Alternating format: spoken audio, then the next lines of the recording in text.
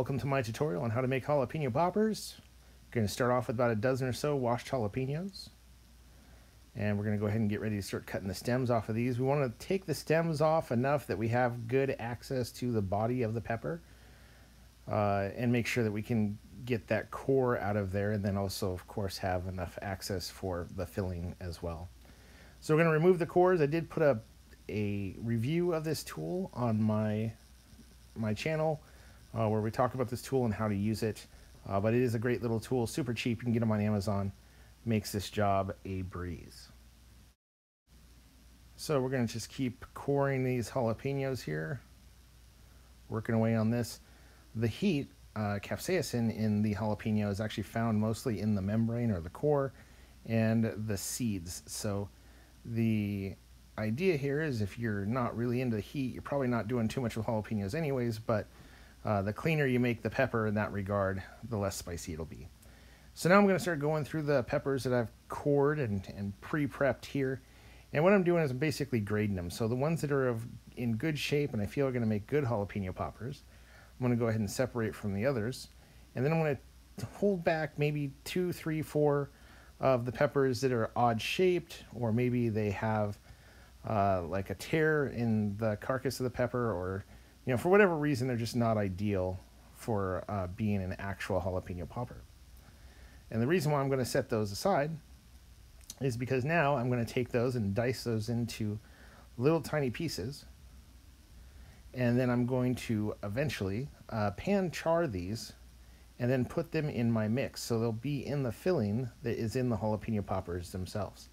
This way I'm reclaiming the ugly peppers and not simply throwing them away. Again, my rocker chopper knife from Oklahoma Joe to the rescue. Definitely like this knife. It was not terribly expensive and I use it all the time. Holds an edge really well. And it just really comes in handy for exactly these kinds of activities. So I'm just getting a fine dice on these jalapenos, getting these ready to pan sear them, and just put a little char on them and get them ready for the mixture. While I've been doing this prep work on the peppers, I've had my cream cheese actually smoking in my smoker, which I also do have a tutorial on my channel on how to do that as well. We're looking to get a nice little wrinkle or wilt on these peppers so that they're taking good smoke. Get a nice toasty golden brown on the cream cheese. Here we have the charred jalapeno bits and some cheddar, waiting the cream cheese right out of the smoker so it is warm, which is going to assist in the mixing process.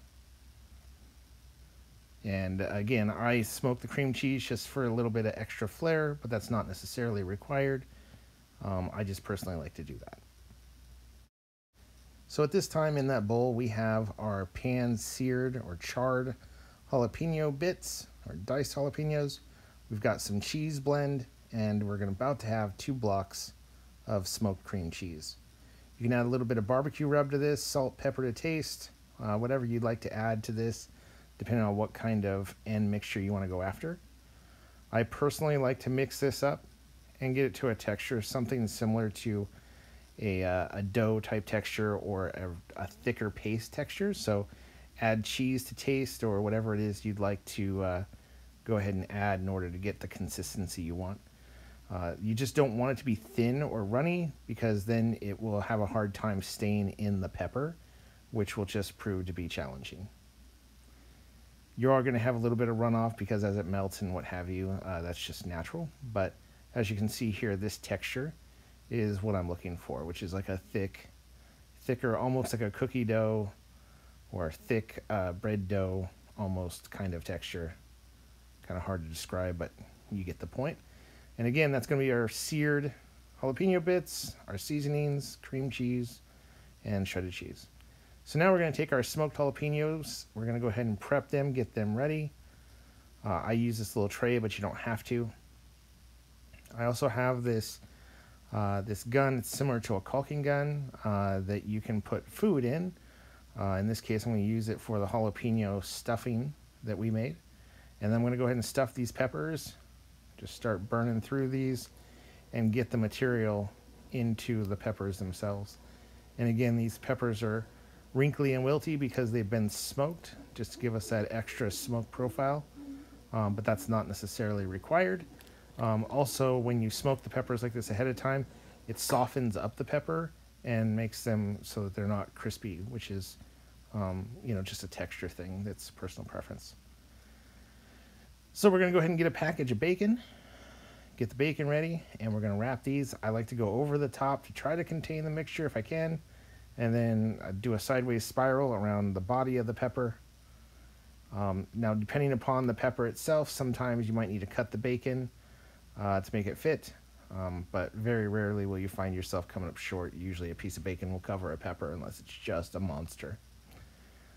So we're going to go ahead and start just tediously going through and wrapping all of these in bacon, staging them on the side. I personally like to put these on a baking rack and then put the entire rack in the smoker. It just makes it easier to manage. Because otherwise what will happen is trying to manage all of these in your smoker with a pair of tongs just becomes very tedious and quite frankly a pain. So we're going to just keep on going, grabbing these prepped peppers with the stuffing in them, with the bacon, and just keep going as you go, just trying to find whatever method works best for you. I like to also do it so that the bacon is basically lying on itself when you wrap it to kind of hold it together. Now I use salt, pepper, garlic. It's black pepper, sea salt, and then garlic powder mixed together. You can also, of course, use your favorite barbecue rub just fine. So in the smoker goes 250 to 275. That is a little warmer than when you typically run something in the smoker, but the reason why is we're not looking to render this down like we typically would be with a longer cook. We're really concerned about the bacon lockup. So we want this bacon to lock up and be a little bit firmer on the edge of being crispy. Gives the pepper structural integrity, plus gives you that nice solid bite. Everything here is already cooked. Nothing here is raw or needs to be cooked for any kind of health standard reasons. So we truly are cooking this to get the bacon to where it wants to be. So no internal temperatures or anything like that. We're cooking to get the bacon lockup that we desire. Great little appetizer for the party, the tailgate, what have you. So enjoy. Happy cooking.